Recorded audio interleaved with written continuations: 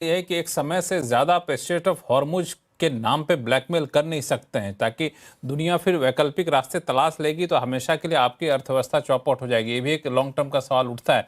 लेकिन आपने जो बात कही वो काफ़ी महत्वपूर्ण है कि ईरान ने 60 दिन का समय है, तो 60 दिन तक तो आप अक्षरशः पालन करिए एमओयू का। हमारे साथ अटॉर्नी आनंद आहूजा साहब जुड़ गए हैं, जो कि न्यूयॉर्क से जुड़े हुए हैं। आहूजा साहब, मुख्य मुद्दा आज का यही है हमारे शो का कि असली विलेन कौन है। अब आप तो ये कहेंगे नहीं ट्रंप विलेन है, तो मैं आपसे सवाल थोड़ा पलट के पूछता हूं कि असली विलेन ट्रंप क्यों नहीं है? मैं आपके इस सवाल का जवाब देता हूँ और मैं अगर आप इजाज़त देंगे तो जो शर्मा जी ने बात की और सिन्हा साहब ने बात की तो मैं उनकी बात का भी जवाब देना चाहूँगा। बिल्कुल, इसीलिए मैंने आपके मेरी पास आखिर मेरे में आया ताकि आप सबके सवालों का जवाब दीजिए। संक्षिप्त में देंगे तो ज़्यादा इंटरेक्टिव लगेगा। हाँ, सबसे पहले मेरे हिसाब से दुनिया में विलन अगर कोई होता है तो वो सिर्फ़ वक़्त होता है। जो कल आपके साथ होते हैं, आज आपका साथ छोड़ देते हैं क्योंकि वक़्त ऐसा होता है और जो आज आपके साथ नहीं हैं, वो कल आपके साथ हो सकते हैं क्योंकि वक़्त ऐसा है। सो ये तो विलन आपने सिर्फ़ गीता का वक़्त ज्ञान होता दे है। दिया। मैं मैं सच की बात कर रहा हूँ। अगर आप हिस्टोरिकली देखिए जियोपॉलिटिक्स अगर हिस्ट्री उठा के देखिए, क्रीमिया वार अगर फर्स्ट क्रीमिया वार में देखिए, तो यूएसए जो है वो सोवियत यूनियन को सपोर्ट कर रहा था इंग्लैंड के अगेंस्ट। अगर आप वर्ल्ड वार देखिए तो उसमें जो है जर्मनी जो है वो एनिमी था और अलाइज़ के अगेंस्ट। आज जर्मनी जो है मेंबर ऑफ नेटो है। अगर हिरोशिमा नागासाकी पे बम फेंका गया तो यूएसए ने फेंका, आज यूएसए और जापान जो है अलाइज़ हैं। तो ये मैं इसलिए कह रहा हूँ कि वक़्त होता है, अगर आप हिस्ट्री उठा के देखेंगे, तो आपको ऐसे बहुत से एग्ज़ाम्पल मिल जाएँगे जो कल दुश्मन थे, आज दोस्त हैं और आज दोस्त हैं, वो कल दुश्मन होंगे। दूसरी चीज़, शर्मा जी ने एक बात कही 2004 से। शर्मा जी बहुत वेल एजुकेटेड, बड़े ही लर्नड एक पत्रकार हैं। मुझे हैरानी इस बात की है कि शर्मा जी ने 2004 से बात की, 1979 से बात नहीं की, जहाँ से यूएसए और ईरान की जो एक्चुअली दुश्मनी शुरू होती है।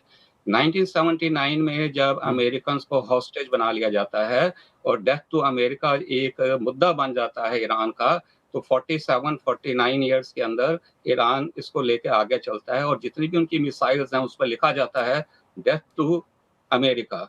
सो 2004 से पहले शर्मा जी 1979 की हिस्ट्री भी देख लीजिए। उसके बाद इन्होंने कहा कि 2015 के अंदर अमेरिका ने वादा किया, ईरान ने ऐसा किया, उसके फंड्स नहीं रिलीज़ किए। फिर उन्होंने ये भी बात की, ट्रम्प आज कुछ कहेगा, कल कुछ कहेगा। अभी उन्होंने कहा था कि मैं उसके फंड्स रिलीज़ कर रहा हूँ, अब उन्होंने कह दिया मैं फंड्स रिलीज़ नहीं करूँगा।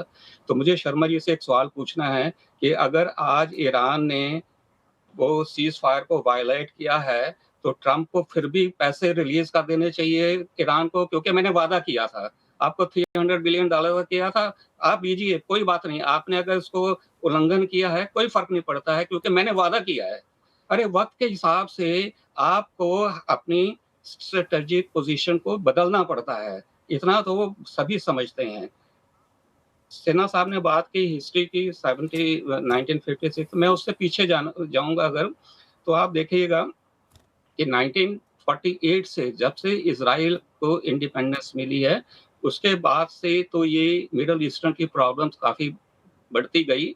अगर आप देखें जॉर्डन ट्रीटी देखिए, ओस्लो अकॉर्ड देखिए, यहाँ तक कि सुएज़ कनाल जो क्राइसिस हुए, तो मिडल ईस्टर्न कंट्रीज़ की एक ये हिस्ट्री रही है और अगर आप ये हिस्ट्री देखें, तो ये अब्राहम जो कि इस्लामिक वर्ल्ड का भी, क्रिश्चियन वर्ल्ड का भी और ज्यूइश वर्ल्ड का भी जो पहला मसीहा माना जाता है, ये उनके उनके समय से चली आ रही है।